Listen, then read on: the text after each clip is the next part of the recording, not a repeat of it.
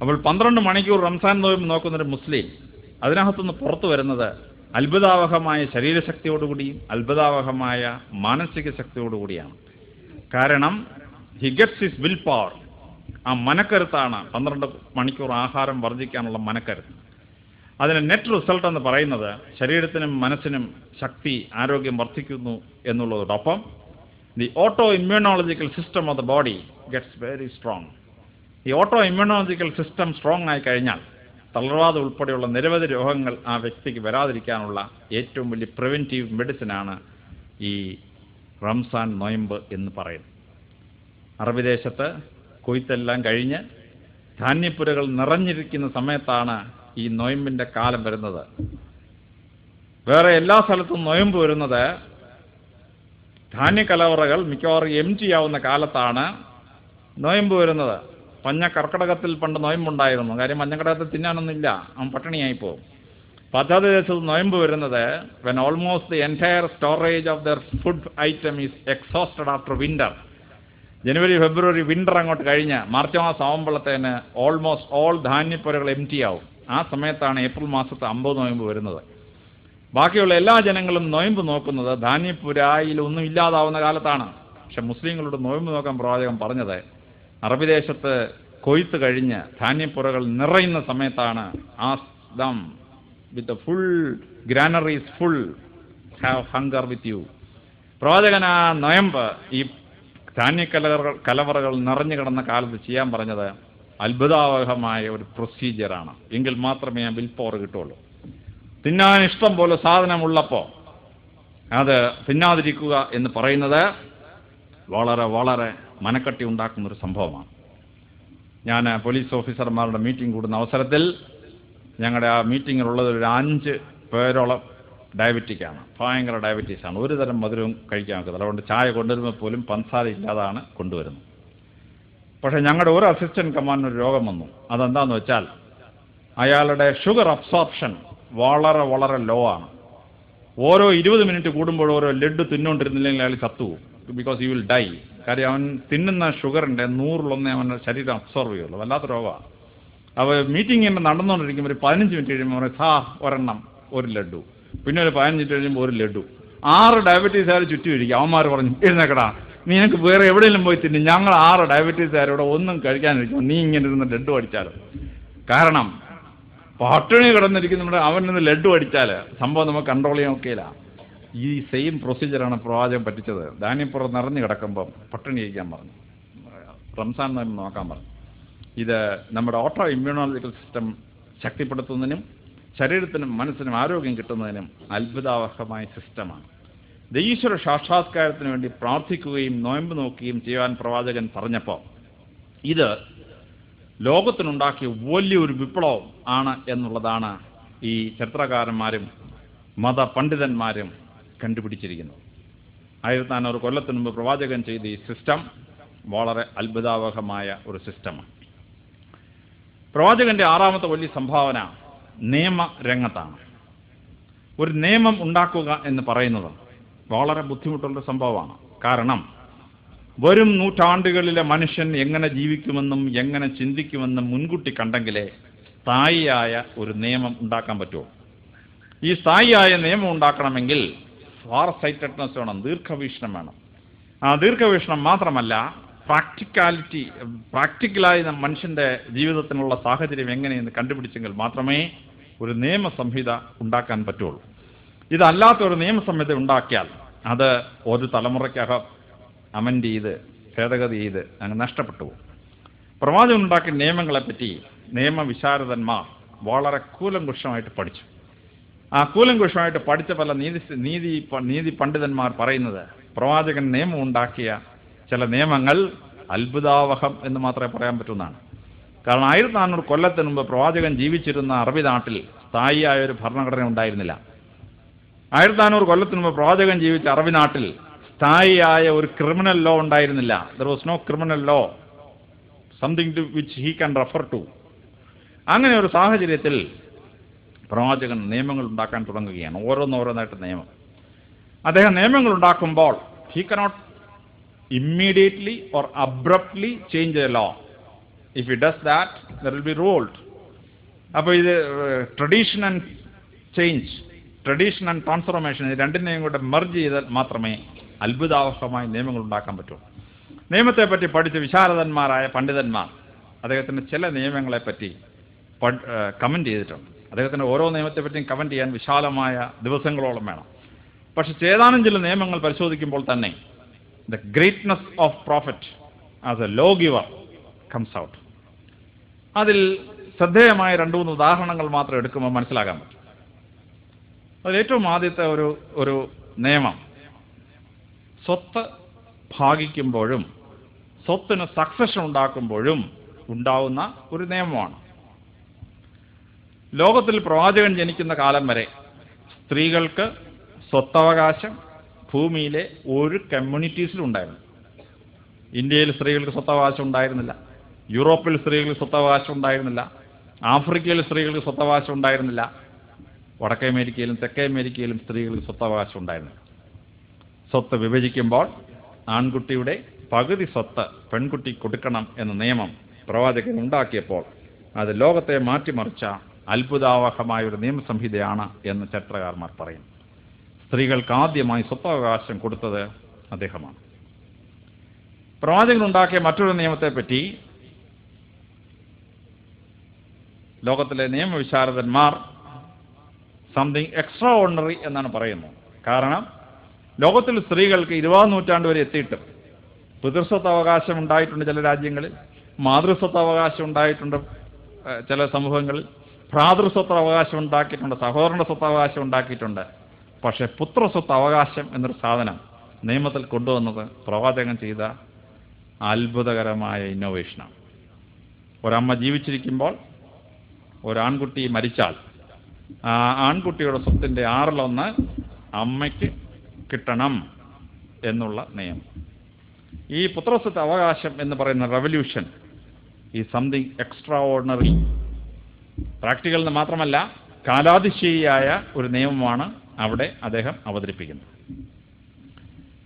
എന്നാൽ അദ്ദേഹം ഉണ്ടാക്കിയ ഏറ്റവും ഭയങ്കര നിയമം എന്ന് പറയുന്നത് സ്ത്രീ സംരക്ഷണത്തിന് വേണ്ടി അദ്ദേഹം ഉണ്ടാക്കിയ സ്ത്രീധനം മറുദിശയിലേക്ക് ഒഴുക്കിയ അത്ഭുതമാണ്. ലോകത്തിലെ എല്ലാ സമൂഹങ്ങളിലും വിവാഹം കഴിക്കുമ്പോൾ പെൺകുട്ടിയുടെ വീട്ടിൽ നിന്ന് പുരുഷന്റെ വീട്ടിലേക്കാണ് സ്ത്രീധനം പോയിക്കൊണ്ടിരുന്നത്. പെൺകുട്ടിയുടെ വീട്ടിൽ നിന്ന് ആൺകുട്ടിയുടെ വീട്ടിലേക്കാണ് സ്ത്രീധനം കൊടുത്തുകൊണ്ടിരുന്നത്. പക്ഷേ പ്രവാചകൻ ആ നിയമം മാറ്റി എഴുതി. അദ്ദേഹം പറഞ്ഞു, വിവാഹം കഴിക്കുമ്പോൾ ഒരു മൊഹർ പെൺകുട്ടിയുടെ വീട്ടിലോട്ട് കൊടുത്തിട്ട് വേണം കല്യാണം കഴിക്കാൻ എന്നാണ്. അറബി ദേശത്ത് 9 പെൺമക്കളുള്ള ഒരമ്മയുണ്ടെങ്കിൽ അവൾ അറബി ദേശത്തെ ഏറ്റവും പണക്കാരിയായ സ്ത്രീയായിരിക്കും. 9 മൊഹറാണ് അവൾ കിട്ടാൻ പോകുന്നത്. കേരളത്തിൽ ആർക്കെങ്കിലും 9 പെൺമക്കളുണ്ടെങ്കിൽ കയറ് വാങ്ങിച്ച് തൂങ്ങിച്ചാവുക അല്ലാതെ വല്ല മാർഗവും ബാക്കിയുണ്ടോ എന്ന് സംശയമാണ്. പക്ഷേ സ്ത്രീയുടെ വീട്ടിൽ നിന്ന് പുരുഷന്റെ വീട്ടിലേക്ക് സ്ത്രീധനം പോയിക്കൊണ്ടിരുന്ന ഒരു ലോകത്ത് പുരുഷന്റെ വീട്ടിൽ നിന്ന് സ്ത്രീയുടെ വീട്ടിലേക്ക് സ്ത്രീധനം ഒഴുക്കിയ ഏക സംഭവം പ്രവാചകൻ ഉണ്ടാക്കിയ നിയമമാണ്. പെണ്ണല്ല പൊന്നാണ് എന്ന് തെളിയിച്ച അദ്ദേഹമാണ്. പെണ്ണിനെ കല്യാണം കഴിച്ച് കൊടുക്കുമ്പോൾ പെണ്ണിൻ്റെ അമ്മയ്ക്ക് ഇങ്ങോട്ട് കിട്ടുന്നത് പൊന്നാണ്. നമ്മൾ ആലങ്കാരികമായ മലയാള ഭാഷയിൽ പറയും പെണ്ണല്ല പൊന്നാണെന്ന്. പെണ്ണല്ല പൊന്നാണെന്ന് ആദ്യം തെളിയിക്കുന്ന പ്രവാചകനാണ്. അങ്ങനെ ഒരു നിയമം ലോകത്തിലെ ഏതെങ്കിലും രാജ്യത്ത് അതിന് ശേഷം ഉണ്ടായിട്ടുണ്ടോ? അതിന് മുമ്പ് ഉണ്ടായിട്ടുണ്ടോ? ഇല്ല. പ്രവാചകന്റെ ആ പ്രാക്ടിക്കൽ നിയമം എന്ന് പറയുന്നത് സ്ത്രീകളെ പീഡിപ്പിക്കുകയും സ്ത്രീകളെ വഷളാക്കുകയും ചെയ്യുന്ന എല്ലാ സിസ്റ്റത്തെയും മറികടക്കുന്ന അത്ഭുതാവഹമായ ഒരു നിയമമാണ്. അതുകൊണ്ട് തന്നെ social laws and political laws ഉണ്ടാക്കിയപ്പോൾ ക്രാന്തദർശിയായ അദ്ദേഹം ഉണ്ടാക്കിയ ഇന്നോവേഷൻ ലോകത്തിലെ മറ്റൊരു നിയമവിശാരദന്മാർക്കും പിന്നീടോ അതിനു മുമ്പ് ഉണ്ടാക്കാൻ കഴിയാത്ത നിയമമാണ്. ആത്മഹത്യകൾ തടയണം. ആത്മഹത്യകൾ തടയാൻ ലോകത്തിൽ എത്രയോ ഭരണാധികാരികൾ നോക്കി പറ്റിയോ? 1,00,000 പേര് ഒരു കൊല്ലം ജീവിച്ചിരിക്കുമ്പോൾ 12 പേർ ആത്മഹത്യ ചെയ്യും. ലോകം മുഴുവൻ വേൾഡ് ആവറേജ്. ഇന്ത്യയിൽ 14 പേർ ആത്മഹത്യ ചെയ്യും. പക്ഷേ കേരളത്തിലാണെങ്കിൽ ആത്മഹത്യയുടെ കാര്യത്തിൽ വേൾഡ് റെക്കോർഡാണ്. 1,00,000 പേർ ഒരു കൊല്ലം ജീവിച്ചിരിക്കുമ്പോൾ 34 പേരാണ് ആത്മഹത്യ ചെയ്യുന്നത്. അതിൽ തന്നെ ഇടുക്കിയിലും വയനാട്ടിലുമൊക്കെ 54 പേരാണ് ആത്മഹത്യ ചെയ്യുന്നത്. ആലപ്പുഴ ജില്ലയിലെ നൂറനാട് എന്ന് പറയുന്ന ഗ്രാമം സൂയിസൈഡ് വില്ലേജ് എന്നാണ് അതിനെ അറിയപ്പെടുന്നത്. 1,00,000 പേർ ഒരു കൊല്ലം ജീവിച്ചിരിക്കുമ്പോൾ 64 പേരാണ് ആത്മഹത്യ ചെയ്യുന്നത്. പക്ഷേ ലോകത്തിലെ ഏറ്റവും കുറച്ച് ആത്മഹത്യയുള്ളത് സൗദി അറേബ്യ എന്ന് പറയുന്ന രാഷ്ട്രത്തിലാണ്. 1,00,000 പേർ ഒരു കൊല്ലം ജീവിച്ചിരിക്കുമ്പോൾ 0.4 ഒന്നിൽ താഴെയാണ് അവിടുത്തെ ആത്മഹത്യ. ഖത്തർ ആത്മഹത്യ ഏറ്റവും കുറവുള്ള ഒരു രാജ്യം. എന്നാൽ 1,00,000 പേർ ജീവിച്ചിരിക്കുമ്പോൾ 34 പേര് ആത്മഹത്യ ചെയ്യുന്ന കേരളത്തിൽ തന്നെ ഏറ്റവും കുറച്ച് ആത്മഹത്യയുള്ളത് മലപ്പുറം ജില്ലയിലാണ്. 1,00,000 പേർ ഒരു കൊല്ലം ജീവിച്ചിരിക്കുമ്പോൾ 4 പേര് ആത്മഹത്യ ചെയ്യുന്നു. രണ്ടാമത് മുസ്ലിം ഭൂരിപക്ഷമുള്ള ഒരു ജില്ലയാണ് കാസർഗോഡ്.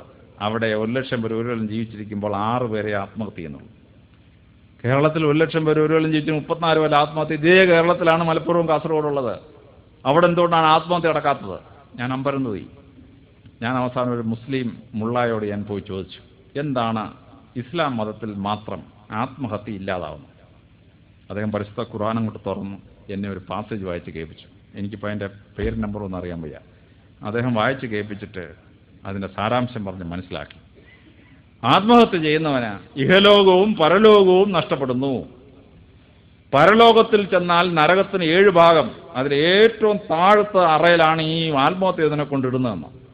ഈ അറയുണ്ടോയെന്ന് ചോദിച്ചാൽ എനിക്കറിയാൻ വയ്യ. പക്ഷേ 7ാമത്തെ അറയിൽ അവനെ ഇടുമെന്നും ഇഹലോകവും പരലോകവും പോകുമെന്നും അവനെ ഞങ്ങൾ മദ്രസയിൽ വെച്ച് 4 വയസ്സുള്ളപ്പോഴേ ഞങ്ങൾ പറഞ്ഞ് പഠിപ്പിക്കും സാറേ എന്ന് പറഞ്ഞു. അതുകൊണ്ടാണ് ആത്മഹത്യ ഉണ്ടാവാത്തതെന്ന്. ഇവിടെ ലക്ഷക്കണക്കിന് കോടിക്കണക്കിന് രൂപയാണ് ആത്മഹത്യ തടയാൻ വേണ്ടി ഗവൺമെൻറ് ചിലവാക്കുന്നത്, സോഷ്യൽ വെൽഫെയർ ഡിപ്പാർട്ട്മെൻറ്റ് ചിലവാക്കുന്നത്. ഗവൺമെൻറ് ലക്ഷക്കണക്കിന് രൂപ ചിലവാക്കിയിട്ടും ഈ ആത്മഹത്യക്ക് ഒരു മാറ്റവും കേരളത്തിലില്ല. ഞാനിപ്പോൾ ജീവിച്ചിരിക്കുന്ന തൃശ്ശൂർ ജില്ലയിലാണ് ആത്മഹത്യയുടെ കേന്ദ്രം. 1041 ആത്മഹത്യ ഒരാണ്ടിൽ നടക്കുന്നത്. കൂട്ട ആത്മഹത്യ, അപ്പനും അമ്മയും മക്കളും കൂടെ ആത്മഹത്യ ചെയ്യുന്ന സംഭവം 7 എണ്ണം കഴിഞ്ഞ കൊല്ലം മാത്രം. ഇതേ കേരളത്തിൽ മുസ്ലിങ്ങൾ ജീവിക്കുമ്പോൾ മുസ്ലിങ്ങളുടെ എന്തുകൊണ്ട് ആത്മഹത്യ ഉണ്ടാവുന്നില്ല? ഇത്ര കുറച്ചുണ്ടാവുന്നു.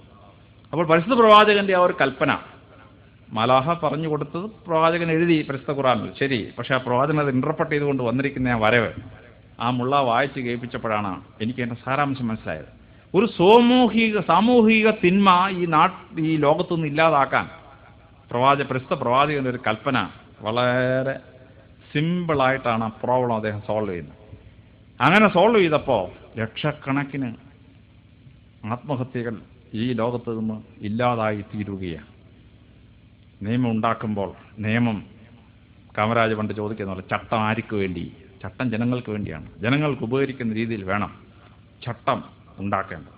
അങ്ങനെ ചട്ടം ഉണ്ടാക്കിയാൽ മാത്രമേ ആ നിയമം ശാശ്വതമായി ജനങ്ങളുടെ പ്രശ്നം പരിഹരിക്കുകയുള്ളൂ. മുസ്ലിം സമുദായത്തിൽ പെൺകുട്ടികൾ ജനിച്ചാൽ ആ പെൺകുട്ടികളെ ഉടൻ തന്നെ മരുഭൂമിയിൽ കൊണ്ടുപോയി മണൽ മാറ്റി ജീവനോട് കുഴിച്ചിടുന്നൊരു സംഭവം പ്രവാചകൻ റിപ്പോർട്ട് ചെയ്യുന്നു. പ്രവാചകൻ പരിഹാരം കണ്ടെത്തി. ആ പ്രവാചകൻ കണ്ടെത്തി ഒരാൾക്ക് 4 പേരെ വരെ വിവാഹം കഴിക്കാം എന്നൊരു നിയമം, കണ്ടീഷൻസൊക്കെ വെച്ചിട്ടാണ്, ചുമ്മാ അല്ല. അതിനുശേഷം ഈ 4 പേരോടും തുല്യമായ സ്നേഹം വേണം. ഇതെല്ലാം പറഞ്ഞിട്ട് പരിശുദ്ധ ഖുർആന്റെ 4ാമത്തെ സൂറത്തിന്റെ 4ാമത്തെ വാചകത്തിൽ പറയുന്നു, ഒരു പുരുഷൻ ഒന്നിലേറെ സ്ത്രീകളോട് തുല്യമായ സ്നേഹം പ്രകടിപ്പിക്കാൻ കഴിയില്ല. ആയതിനാൽ ഏകഭാര്യയാണ് ഉത്തമം. പരിശുദ്ധ ഖുർആനിൽ വ്യക്തമായി രേഖപ്പെടുത്തി വച്ചിരിക്കുകയാണ്. അപ്പോൾ അന്ന് പുരുഷന്മാർ വളരെ കുറവും സ്ത്രീകൾ വളരെ കൂടുതലുമായ യുദ്ധങ്ങൾ കഴിഞ്ഞൊരു സാഹചര്യത്തിൽ, സ്ത്രീകൾക്ക് ഭർത്താക്കന്മാരെ കിട്ടാത്തൊരു സാഹചര്യത്തിൽ, പെൺകുട്ടികൾ ജീവനോട് കുഴിച്ച് കൊല്ലപ്പെടുന്നു എന്നൊരു സാഹചര്യത്തിൽ സ്ത്രീകളെ രക്ഷിക്കാൻ വേണ്ടി അദ്ദേഹം ഉണ്ടാക്കിയൊരു നിയമമാണ്. പരിശുദ്ധ പ്രവാചകൻ ഉണ്ടാക്കിയ നിയമം സർവാതിശയായ ഒരു നിയമമായിരുന്നു. പക്ഷേ ആ ഇക്വേഷൻ ബാലൻസ് ചെയ്തപ്പോൾ പുരുഷന്മാരുടെ എണ്ണം സ്ത്രീകളുടെ എണ്ണവുമായി തുല്യമായി കഴിഞ്ഞാൽ പിന്നെ ആ 1:4 പാലിക്കേണ്ട നിയമമല്ല. പ്രവാചകൻ മനുഷ്യ മനസാക്ഷിയുടെയും മനുഷ്യന്റെ മനസ്സിനെ മനസ്സിലാക്കിയിട്ടാണ് പറയുന്നത്, ഒരു പുരുഷൻ ഒന്നിലേറെ സ്ത്രീകളോട് തുല്യ സ്നേഹം പ്രകടിപ്പിക്കുന്ന അസാധ്യമാണ്, ഏകഭാര്യയാണ് ഉത്തമം. അബ്സല്യൂട്ട് റൂൾസ് ഉണ്ടാക്കുമ്പോഴും അദ്ദേഹത്തിൻ്റെ നിയമവിശാരദത്വം, പ്രാക്ടിക്കാലിറ്റി എന്ന് പറയുന്നത് അചിന്ത്യമാണ് എന്നുള്ളതാണ്. ഞാൻ അത്ഭുതപ്പെട്ടു പോയ ഒരു ഭാഗം, ഇസ്ലാം മതത്തെ പറ്റി പഠിച്ചു തുടങ്ങിയപ്പോൾ ഷെയ്ഖ് മുഹമ്മദ് കാരക്കൊന്നുമായിട്ട് ഒരിക്കൽ 1-2 മണിക്കൂർ സംസാരിക്കേണ്ട ഒരു സാഹചര്യം ഉണ്ടായി. അന്ന് കിട്ടിയ ഒരു ചിന്താശകല എനിക്ക് വളരെ അത്ഭുതമായിട്ട് തോന്നി.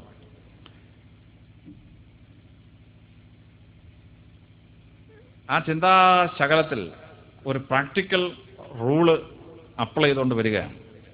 ലോകത്തിലെ എല്ലാ മതഗ്രന്ഥങ്ങളിലും പറഞ്ഞിട്ടുണ്ട് കള്ളം പറയരുത്. ക്രിസ്തു മതത്തിലും പറയുന്നുണ്ട്, ഇസ്ലാം മതത്തിൽ പറയുന്നുണ്ട്, ഹിന്ദു മതത്തിൽ പറയുന്നുണ്ട്, ജൈന മതത്തിൽ പറയുന്നുണ്ട്, ബുദ്ധമതത്തിൽ പറയുന്നുണ്ട്, എല്ലാ മതത്തിലും പറയുന്നു കള്ളം പറയരുത്. അപ്പോൾ ഒരു മതഗ്രന്ഥത്തിൽ അബ്സല്യൂട്ട് റൂൾ, അബ്സല്യൂട്ട് ലോ എഴുതി വെക്കുമ്പോൾ ഇങ്ങനെ പറയാൻ പറ്റൂ, കള്ളം പറയരുത് എന്നാണ്. പക്ഷെ ഷെയ്ഖ് മുഹമ്മദ് കാരക്കുന്ന ഒരു പുസ്തകത്തിൻ്റെ ഒരു പാസ് എടുത്ത് തന്നെ വായിച്ചു കേൾപ്പിച്ചു. ഞാൻ അമ്പരന്ന് പോയി. അതായത് ഒരു സാഹചര്യത്തിൽ മാത്രം നിങ്ങളെ കള്ളം പറയാൻ അള്ളാഹു സമ്മതിച്ചിരിക്കുന്നു. ഒരു വിവാഹം ഡൈവോഴ്സിൽ കലാശിക്കാൻ പോകുന്നു, തലാഖാവാൻ പോകുന്നു. ആ സമയത്ത് ഒരു കള്ളം പറഞ്ഞാൽ ആ വിവാഹത്തെ തലാഖിൽ നിന്ന് രക്ഷപ്പെടുത്താൻ കഴിയുമെങ്കിൽ കള്ളം പറഞ്ഞോളൂ. ഖാദിത്തിൽ ഞാൻ അമ്പരന്ന് പോയി. ഖാദിത്തിലാണോ പരിശുദ്ധ ഖുർആനിലാണ്, അദ്ദേഹം അത് വായിച്ചു കേൾപ്പിച്ചു തന്നെ അന്ന്. അപ്പോൾ ഇതൊരു അതിഭയങ്കരമായ നിയമമാണ്. കാരണം ലോകത്തിൽ എല്ലാ മതപാചാര്യന്മാരും എല്ലാ മതഗ്രന്ഥങ്ങളിലും നീ കള്ളം പറയരുതെന്ന് തന്നെയാണ് എഴുതി വെച്ചിരിക്കുന്നത്. 10 കൽപ്പനയിൽ എഴുതി വെച്ചിരിക്കുന്നത് അങ്ങനെയാണ്. പക്ഷെ പ്രവാചകൻ മനുഷ്യ കഥാനുഗായിയായ ഒരു നിയമം ഉണ്ടാക്കിയിരിക്കുകയാണ്, കാലാതിശയായ ഒരു നിയമം ഉണ്ടാക്കിയിരിക്കുകയാണ്. ഒരേ ഒരു സാഹചര്യത്തിൽ മാത്രം നിങ്ങളെ കള്ളം പറയാൻ സമ്മതിച്ചിരിക്കുന്നു. ഒരു വിവാഹം തലാക്കിൽ കലാശിക്കാൻ പോകുന്നു. ഒരു കള്ളം പറഞ്ഞാൽ ആ തലാക്കിൽ നിന്ന് രക്ഷപ്പെടുത്താൻ പറ്റും. കള്ളം പറഞ്ഞോളൂ, പക്ഷെ ആ തലാക്ക് ഉണ്ടാവാതെ രക്ഷപ്പെടുത്തണം എന്ന തഴച്ചു വളർന്നു നിൽക്കുന്ന മരത്തിൻ്റെ താഴെ നിന്ന് തലാക്ക് ചൊല്ലിയാൽ ആ മരം കരിഞ്ഞു പോകും എന്ന് പ്രവാചകൻ പറയുമ്പോൾ സ്ത്രീകളെ രക്ഷിക്കാൻ വേണ്ടിയുള്ള ഏറ്റവും വലിയ നിയമം ഈ ഭൂമിയിൽ ഉണ്ടായത് പരിശുദ്ധ പ്രവാചകന്റെ നാട്ടിൽ നിന്നാണ് എന്നുള്ളത് നിസ്സംശയമായ സത്യമാണ്. സ്ത്രീകളെ സ്ത്രീധന സമ്പ്രദായത്തിൽ നിന്ന് രക്ഷിക്കുകയും സ്ത്രീകൾക്ക് ആദ്യമായി സ്വത്തവകാശം കൊടുക്കുകയും സ്ത്രീയെ തലാക്കിൽ നിന്ന് രക്ഷിക്കാൻ വേണ്ടി അദ്ദേഹം നിയമങ്ങൾ ഉണ്ടാക്കുകയും ചെയ്യുമ്പോൾ ആസ് എ ലോ ഗിവർ അദ്ദേഹത്തിൻ്റെ ജീവിതം ലോകത്തിൽ അത്ഭുതം വിതച്ചു എന്നുള്ളതാണ് മനസ്സിലാക്കാൻ കഴിയേണ്ട സത്യം. സാമൂഹ്യ ശാസ്ത്രത്തിലും പൊളിറ്റിക്കൽ സയൻസിലും ലോ ഗിവറിലും അദ്ദേഹം ഉണ്ടാക്കിയ ഈ അത്ഭുതാവഹമായ സത്യം ശ്രദ്ധേയമായി മനസ്സിലാക്കുന്ന മറ്റൊരു ഭാഗം സാഹിത്യ സൃഷ്ടിയിലാണ്. ഞാൻ മനസ്സിലാക്കിയിടത്തോളം പരിശുദ്ധ പ്രവാചകൻ കാര്യമായ വിദ്യാഭ്യാസമൊന്നുമുള്ള ആളായിരുന്നില്ല. ഒരു യൂണിവേഴ്സിറ്റിയിൽ അദ്ദേഹം പോയിട്ടില്ല, കാര്യമായ വിദ്യാഭ്യാസം അദ്ദേഹത്തിനുണ്ടായിരുന്നില്ല. പക്ഷേ A.W. ആർബർ എന്ന് പറയുന്ന പ്രസിദ്ധനായ ചിന്തകൻ, he was a literary critic. അദ്ദേഹം പരിശുദ്ധ ഖുർആൻ വായിച്ച ശേഷം he learned Turkish, Arabic, Persian, ഈ ഭാഷകളെല്ലാം പഠിച്ച ശേഷം അദ്ദേഹം പരിശുദ്ധ ഖുർആൻ വായിച്ച ശേഷം അദ്ദേഹത്തിൻ്റെ പ്രസിദ്ധമായ ലിറ്റററി ക്രിറ്റിസിസം തുടങ്ങുന്നത് പ്രസിദ്ധമായൊരു വാചകത്തിലാണ്.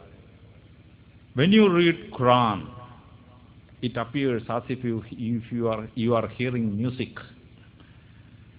And when you hear that music, it gets reverberated with poetry.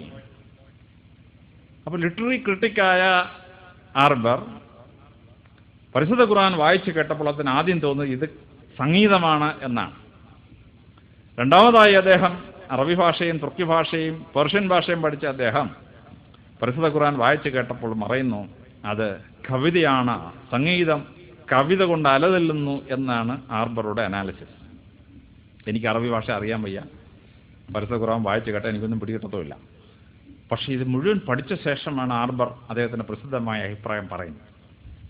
അപ്പോൾ വലിയ വിദ്യാഭ്യാസമൊന്നുമില്ലാത്തൊരു പ്രവാചകൻ മലാഹയിൽ നിന്ന് കേട്ട ആ ദിവ്യ സത്യങ്ങൾ പരിശുദ്ധ ഖുർആനിലേക്ക് എഴുതി വരുമ്പോഴേക്കും സംഗീതാത്മകമായി, ഇത്ര സാഹിത്യപരമായി, കവിതാത്മകമായി അത് രചിക്കുമ്പോൾ അത് ലോകത്തിന് വലിയ വെളിച്ചമായി കലാശിക്കുന്നു എന്നുള്ളതാണ്.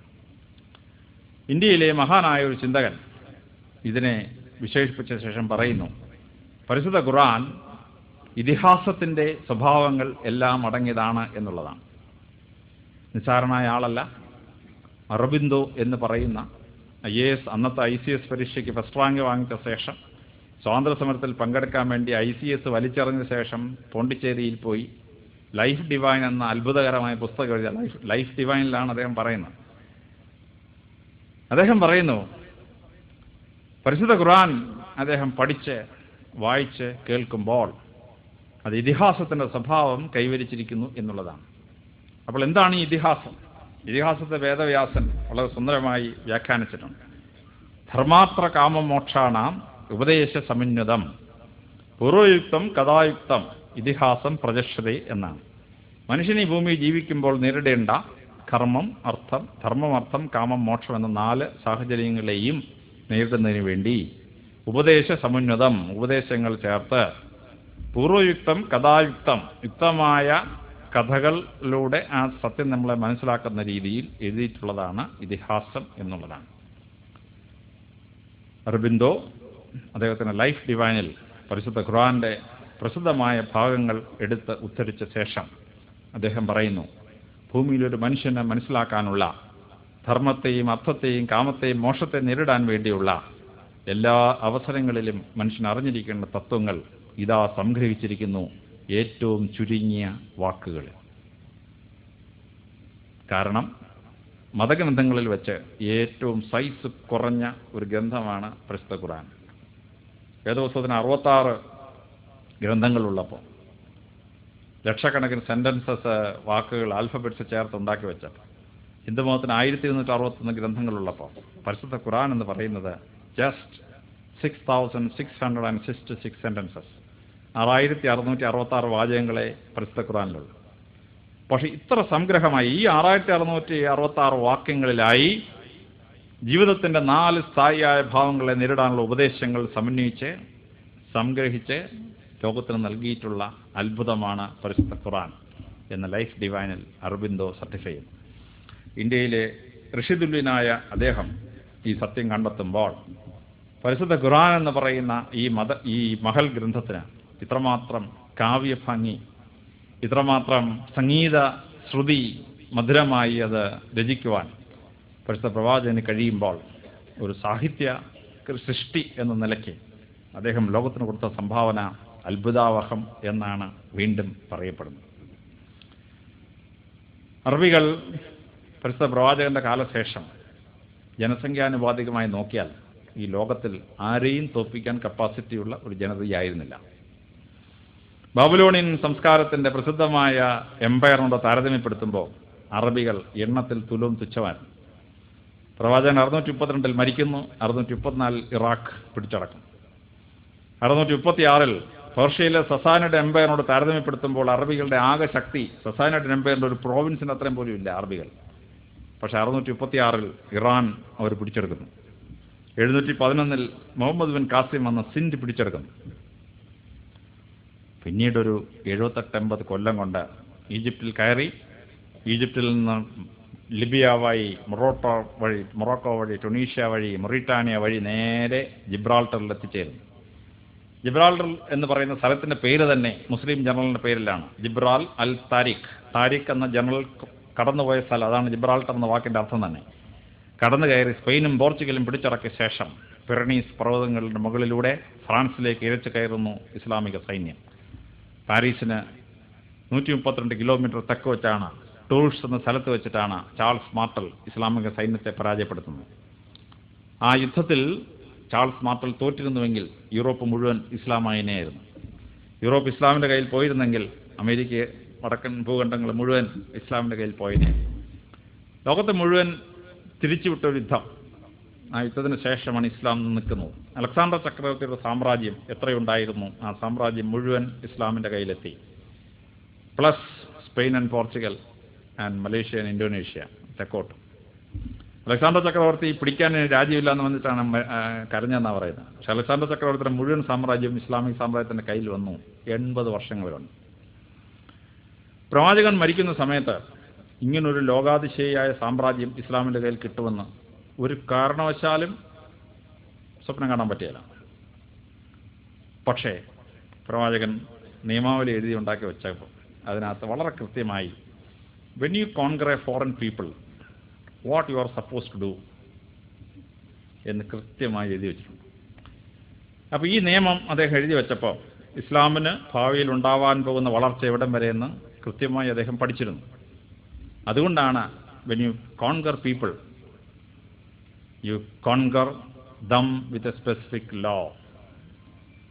അവരെ കൊന്നൊടുക്കരുത്, അവരെ നശിപ്പിക്കരുത്, വാള് വെച്ച് അവരുടെ ഇടയിൽ മതം പ്രചരിപ്പിക്കരുത്, സ്നേഹം കൊണ്ട് വേണം മതം പ്രചരിപ്പിക്കാൻ എന്ന് പഠിപ്പിച്ച് അദ്ദേഹം ആ സിസ്റ്റം എൻടോംഡ് സിസ്റ്റം എന്ന് പറയുന്ന സിസ്റ്റം കണ്ടുപിടിച്ച് വെക്കുക.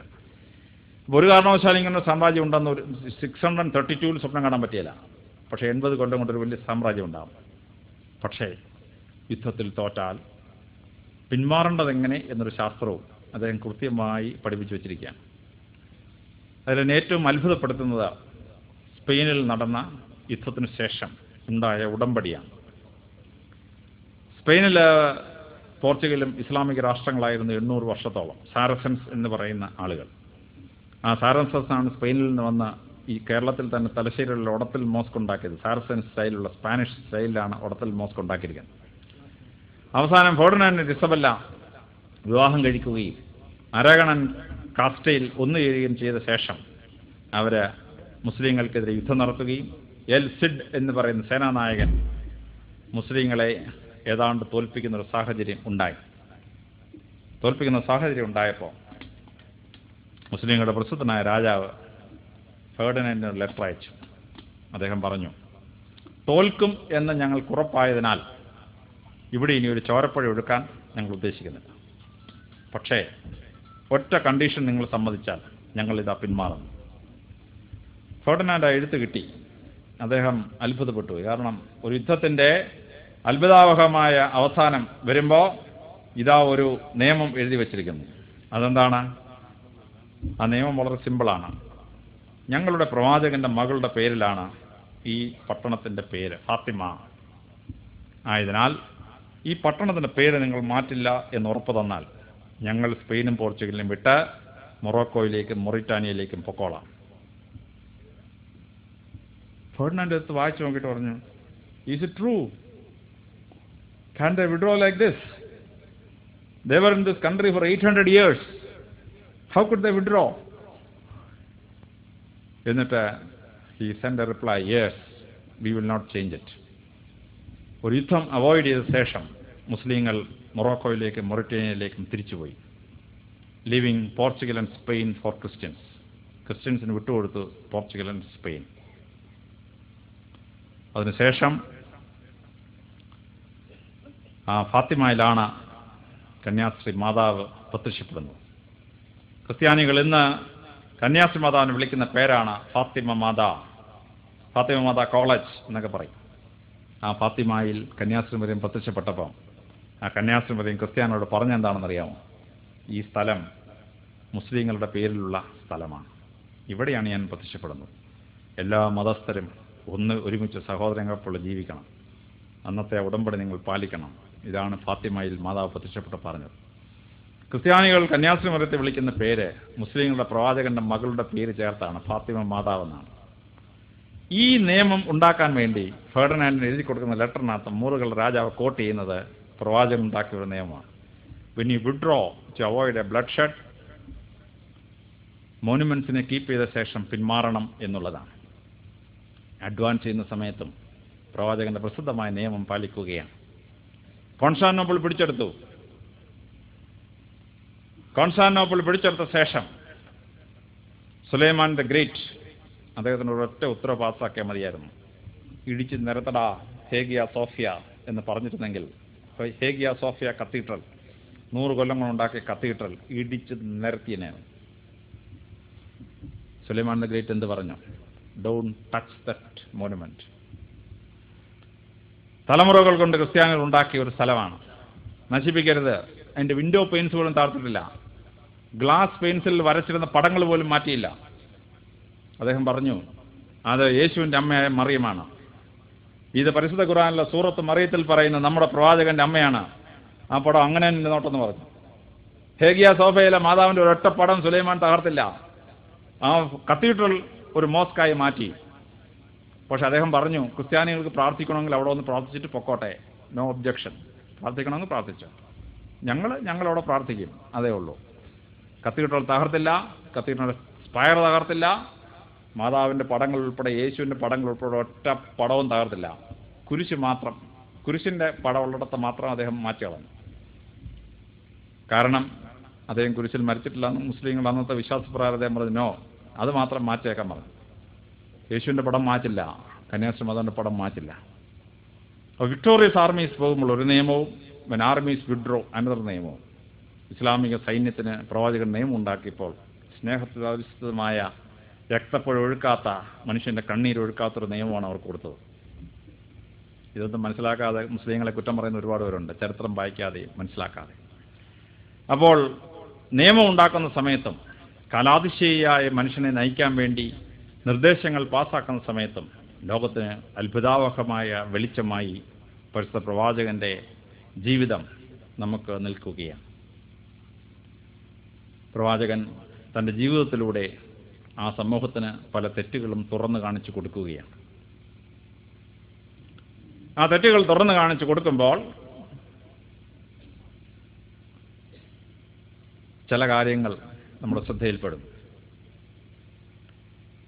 അറബി ഭാഷയിൽ സ്വർണ്ണ നാണയത്തിന് വിളിക്കുന്ന പേര് വരാഹൻ എന്നാണ്. ഈ വരാഹൻ എന്ന് പറയുന്നത് എവിടുന്നാണ് വരുന്നത്? ഇന്ത്യയിലെ രാഷ്ട്രകൂടന്മാരുടെ നാണയങ്ങളിൽ അവരുടെ ആസ്ഥാന എംബ്ലം ആയിരുന്ന വരാഹാവതാരത്തെ വരച്ചു കാണിച്ചിട്ടുണ്ട്. വരാഹം മുസ്ലിങ്ങൾക്ക് തീരെ ഇഷ്ടമില്ലാത്ത ഒരു മൃഗമാണ്. ആ വരാഹാവതാരമാണ് നാണയത്തിൻ്റെ ഒരു സൈഡിൽ. ആ വരാഹാവതാരം ഉള്ളതുകൊണ്ടാണ് അതിനെ വരാഹൻ എന്ന് വിളിച്ചത്. ആരോ പറഞ്ഞു കൊടുത്തു ഇതിനെ ഉരുക്കി നശിപ്പിച്ച് കളയണം എന്നുള്ളതാണ്. പ്രവാചകൻ ഒറ്റ ഉത്തരവ് കൊടുത്താൽ മതിയായിരുന്നു, എല്ലാ സ്വർണ്ണ നാണയം നശിപ്പിച്ച് കളയണം, അല്ലെങ്കിൽ ആ പേര് തന്നെ മാറ്റിയേക്കാൻ പറഞ്ഞാൽ അതോടെ തീർന്നതന്നെയായിരുന്നു. അദ്ദേഹം ചെയ്തില്ല. അദ്ദേഹം പറഞ്ഞു, A coin represent that country and it symbols also remain the same, don't erase it. ഇന്നും ഇസ്ലാമിക രാഷ്ട്രങ്ങളിൽ സ്വർണ്ണ നാണയത്തിനെ വരാഹൻ എന്ന് വിളിക്കുന്നു. മുസ്ലിങ്ങൾക്ക് തീരെ ഇഷ്ടമില്ലാത്തൊരു മൃഗത്തിൻ്റെ പടം അതിൻ്റെ ചുറ്റുമുണ്ട്, ആ പേരിൽ തന്നെ ഉണ്ട്, ബട്ട് നോട്ട് ഡിഫേസ്ഡ്. ഇത് കലാതിശയായ ചിന്തിക്കുന്ന പ്രവാചകന് മാത്രമേ അങ്ങനൊരു നിയമം ഉണ്ടാക്കാനായിട്ട് കഴിയൂ. ഇന്ത്യയെ അദ്ദേഹം പ്രത്യേകമായി സ്നേഹിച്ചിരുന്നു. 400ഓളം വർഷങ്ങൾ മുസ്ലിങ്ങൾ ഇന്ത്യ ആക്രമിച്ചില്ല. അതെന്താണത് ആക്രമിക്കാതിരിക്കാനുള്ള കാരണം? ഫരീഷ്ത എന്ന് പറയുന്ന ഹിസ്റ്റോറിയൻ അദ്ദേഹത്തിൻ്റെ ഫൈലത്തുൽ ഉലും എന്ന് പറയുന്ന പുസ്തകത്തിൽ ഒരു റീസൺ എഴുതിയിട്ടുണ്ട്. പ്രവാചകൻ കിഴക്കോട്ട് നോക്കിയിട്ട് പറഞ്ഞു, ഇന്ത്യയിൽ നിന്ന് വരുന്ന കുളിർകാറ്റ് എനിക്ക് ആനന്ദം നൽകുന്നു, അതുകൊണ്ട് ആ രാജ്യത്തോട് ശത്രുതയായി നോക്കരുത് എന്ന് പറഞ്ഞു എന്നാണ്. ഫരീഷ്ത പറയുന്ന കൊട്ടേഷൻ ഒറിജിനൽ ഹാദിത്തുകളൊന്നും കാണുന്നില്ല, പക്ഷേ Ferishta cannot be wrong, he is quoting from some source. അപ്പോൾ ഇന്ത്യയുടെ കുളിർകാറ്റിനെയും ഇന്ത്യയുടെ മഹത്തായ സംസ്കാരത്തെപ്പറ്റി ഫേവറബിളായ ഒപ്പീനിയൻ അദ്ദേഹം രേഖപ്പെടുത്തിയിരിക്കുകയാണ്. നാണയം മാറ്റാതിരിക്കുന്ന പോലെ തന്നെ അദ്ദേഹം ചില കസ്റ്റംസിനെ മാറ്റുന്ന അവസരത്തിൽ അദ്ദേഹം പ്രായോഗികമായി അത് കാണിച്ചു കൊടുക്കുകയാണ്. അതിലൊന്നാണ് വിധവ പുനർവിവാഹം. ഇന്ത്യയിലെ വിധവകൾ സതി ചെയ്ത് മരിക്കണമെന്ന നിയമമുണ്ടായിരുന്നു. അറബ് ദേശത്ത് വിധവ വളരെയധികം കഷ്ടപ്പെടുന്ന ഒരു സ്ത്രീയായിരുന്നു. അവിടെ മാത്രമല്ല, യഹൂദന്മാർക്കും വിധവ എന്ന് പറയുന്നത് ഏറ്റവും കൂടുതൽ നിന്ദിക്കപ്പെടേണ്ട ഒരു വസ്തുവായിരുന്നു. യഹൂദന്മാരുടെ വിശ്വാസം തൗറാത്തിലൂടെ മുസ്ലിങ്ങൾക്ക് പകർന്നു കിട്ടിയിട്ടുള്ള ഒന്നാണ്. ഇഞ്ചിയിൽ നിങ്ങൾ വിളിക്കുന്ന ഇവാഞ്ചലിനകത്തു നിന്നും നിങ്ങൾക്ക് കിട്ടിയിട്ടുള്ളതാണ്. ഈ വിധവ ഇങ്ങനെ ആയിപ്പോയത് ഈശ്വരൻ്റെ ശാപം കൊണ്ടാണ്. അതുകൊണ്ട് തന്നെ വിധവ എന്ന് പറയുന്ന ആൾ മനുഷ്യൻ്റെ നിന്ന് അർഹിക്കുന്ന ഒന്നാണ് എന്നാണ് അറബികളുടെ, യഹൂദന്മാരുടെ, ക്രിസ്ത്യാനികളുടെ വിശ്വാസം. പരിശുദ്ധ പ്രവാചകൻ വിവാഹം കഴിച്ച സ്ത്രീകളിൽ എൻ്റെ അറിവ് ശരിയാണെങ്കിൽ ഒരു സ്ത്രീ ഒഴിച്ച് ബാക്കി എല്ലാവരും വിധവകളായിരുന്നു. തൻ്റെ ജീവിതത്തിൽ തന്നെ മനുഷ്യൻ നിന്ദിച്ചിരുന്ന വിധവകളെ വിവാഹം കഴിക്കുകയും വിധവകൾക്ക് പുനർവിവാഹം അനുവദനീയമാണെന്ന് പ്രാക്ടിക്കലായി കാണിച്ചു കൊടുക്കുകയും തദ്വാര ഇന്ന് ലോകത്തിൽ വിധവകൾക്ക് പുതിയ വിവാഹം അനുവദനീയമായ നിയമങ്ങൾ എത്തിച്ചേർന്നുവെങ്കിൽ അത് പരിശുദ്ധ പ്രവാചകന്റെ വലിയ സംഭാവനകളിൽ ഒന്നാണ്. വിധവ പുനർവിവാഹം അദ്ദേഹം വിധവകൾക്ക് കൊടുത്ത വലിയ അനുഗ്രഹങ്ങളിൽ ഒന്നാണ് എന്ന് ഇന്ന് ചരിത്രത്തിന് താളുകളിലൂടെ നമുക്ക് മനസ്സിലാക്കാനായിട്ട് പറ്റുകയാണ്. അദ്ദേഹം വിധവ പുനർവിവാഹം ചെയ്തില്ലായിരുന്നുവെങ്കിൽ അത് ലോകത്തിൽ ഇന്ന് വിധവകൾക്ക് പുനർവിവാഹം ചെയ്യാനുള്ള നിയമം ഒരു ഭൂഖണ്ഡത്തിലും ഉണ്ടാകുമായിരുന്നില്ല എന്നാണ് ചരിത്രകാരന്മാരിൽ ബഹുഭൂരിപക്ഷത്തിൻ്റെയും അഭിപ്രായം. വിധവ പുനർവിവാഹം പോലെ തന്നെ വളരെ പ്രധാനപ്പെട്ട മറ്റു ചില നിയമങ്ങൾ അദ്ദേഹം ഉണ്ടാക്കിയിട്ടുണ്ട്. ഈ ഓരോ നിയമം ഉണ്ടാക്കുമ്പോഴും ഫാർ സൈറ്റഡായി ഒരു സമൂഹത്തിൻ്റെ മാത്രമല്ല ലോകമെങ്ങുമുള്ള സമൂഹങ്ങളുടെ ചിന്താസരണിയെ മാറ്റിമറിക്കുന്ന ഒന്നായിട്ടാണ് ആ നിയമങ്ങൾ അദ്ദേഹം മാറ്റിമറിക്കുന്നതായിട്ട് കാണുന്നു. ബദർ യുദ്ധത്തിൻ്റെ കാലത്തും പിന്നീട് യുദ്ധം ഉണ്ടാകുന്ന കാലത്തും ഡെഡ് ബോഡീസിനെ ട്രീറ്റ് ചെയ്യുന്നതിന് വേണ്ടി അദ്ദേഹം ഉണ്ടാക്കിയ നിയമം വളരെ ഫാർ സൈറ്റഡ് ആയിട്ടുള്ള ഒരു നിയമമാണ്. വളരെ പ്രത്യേകതയോടുകൂടി അദ്ദേഹം അനാഥരെ സംരക്ഷിക്കാൻ വേണ്ടി ഒരു നിയമം ഉണ്ടായിരുന്നു. നിരവധി യുദ്ധങ്ങൾക്ക് ശേഷം ബദർ യുദ്ധവും ബാറ്റിൽ ഓഫ് ഉസൂറും എല്ലാം കഴിഞ്ഞ് നിരവധി ആണുങ്ങൾ മരിച്ച് വിധവകളും കുട്ടികളുമായി നിരവധി പേർ നിരാരംഭരായി മാറുമ്പോൾ അവരെ സംരക്ഷിക്കാൻ വേണ്ടി അദ്ദേഹം അതിശക്തമായ നിയമം ഉണ്ടാക്കും. അനാഥരെ സംരക്ഷിക്കാൻ വേണ്ടിയുള്ള സമ്പ്രദായം. സക്കാത്തിന്റെ നിയമം വീണ്ടും അത്ഭുതകരം എന്നേ പറയാൻ പറ്റുള്ളൂ.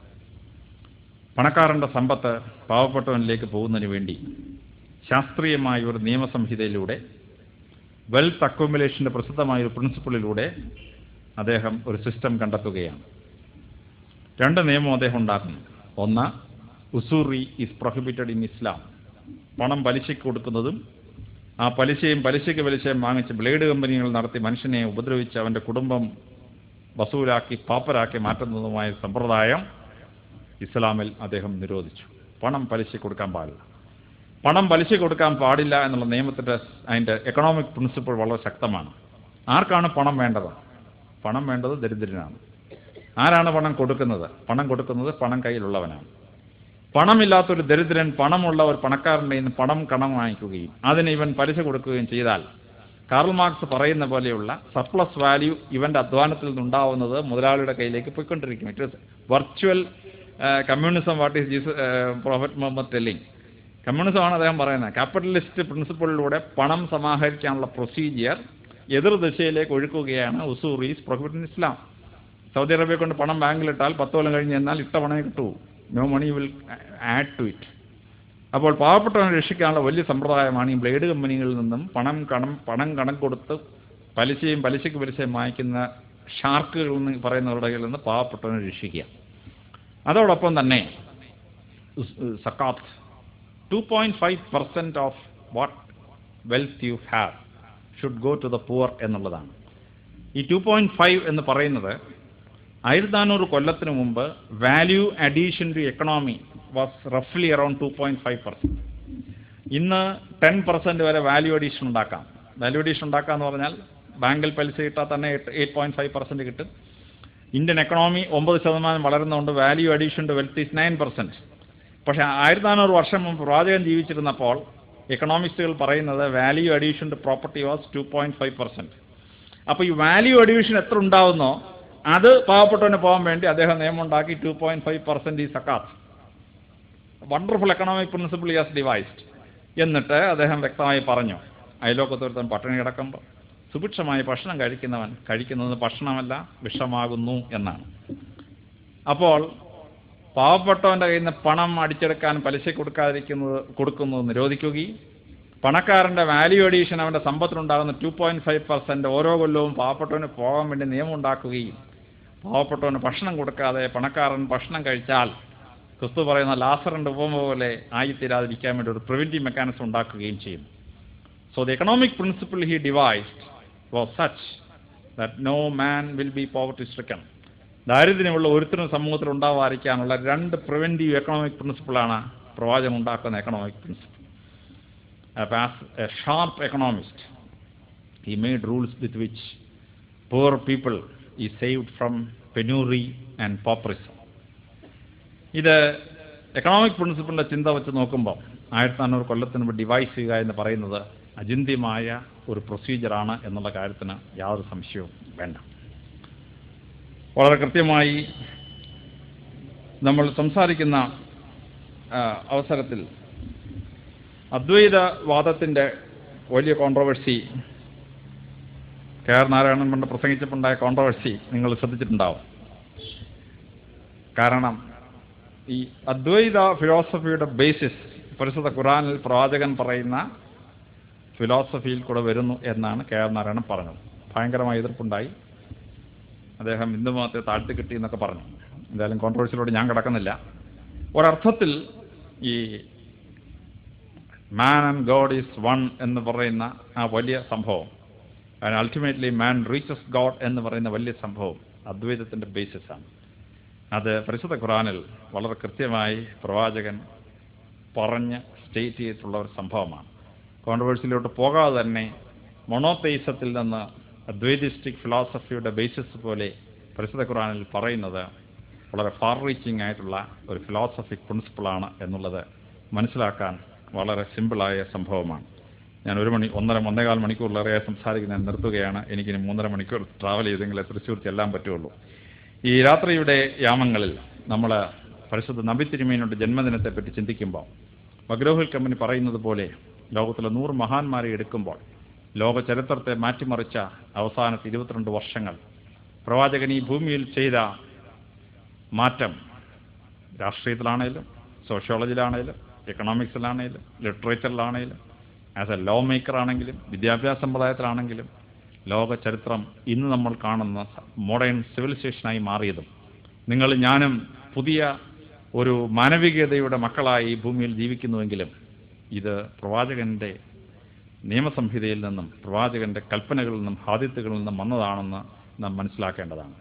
അവിടെയാണ് ഞാൻ ആദ്യം പറഞ്ഞത്, പ്രവാചകൻ്റെ പഠിച്ചപ്പോഴാണ് ഈ പ്രവാചകൻ എൻ്റെയും പ്രവാചകനാണ് എന്നെനിക്ക് മനസ്സിലായത്. അതുകൊണ്ട് പരിശുദ്ധ നബി തിരുമേനിയുടെ ജന്മദിനം ലോക ചരിത്രത്തിന് പുതിയ രൂപവും ഭാവവും നൽകിയ ആ ജന്മം നമുക്ക് ഏവർക്കും, മുസ്ലിങ്ങൾക്ക് മാത്രമല്ല ലോകത്തിലെ എല്ലാ ജനതകൾക്കും ആഘോഷിക്കാനുള്ള അത്ഭുതകരമായ ജനനമാണ്. ആ വലിയ സന്ദേശം ഉൾക്കൊണ്ടുകൊണ്ട് നമുക്ക് ആ തിരുമേനിയെ മനസ്സിലാക്കാനായി ശ്രമിക്കാം എന്ന് പറഞ്ഞുകൊണ്ട് എൻ്റെ വാക്കുകൾ ഞാൻ ഉപസംഹരിക്കുന്നു.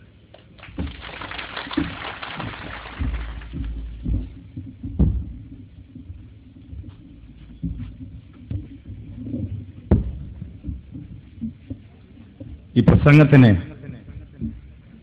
നന്ദി പറയാൻ വാക്കുകളില്ല. എൻ്റെ എളിയ ജീവിതത്തിൽ, എൻ്റെ വളരെ ചെറിയ പഠനത്തിൽ ഇത്രയും മനോഹരമായൊരു പ്രസംഗം ഞാൻ ഇന്നുവരെ ദർശിച്ചിട്ടേയില്ല. അതുകൊണ്ട് ഇത്രയും മനോഹരമായ സാരസമ്പൂർണമായ ഒരു പ്രസംഗം ഞങ്ങളുടെ ഈ ഗ്രാമത്തിൽ വന്ന് ഞങ്ങൾക്കായി കാഴ്ചവെച്ച ബഹുമാനായ doctor Alexander Jacob IPS sir, അങ്ങയോട് ഒരിക്കൽ കൂടി നന്ദിയും കടപ്പാടും അറിയിക്കുന്നു ഈ ജമാഅത്ത് കമ്മിറ്റിയോട്.